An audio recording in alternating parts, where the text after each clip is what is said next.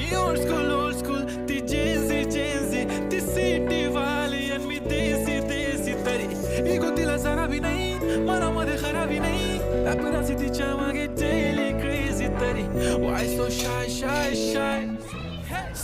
सुंदरी तुझं नाव काय आहे तुझं गाव काय आहे ग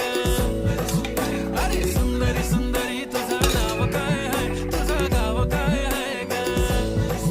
अरे सुंदरी तुझं नाव काय आहे तुझं गाव काय आहे ग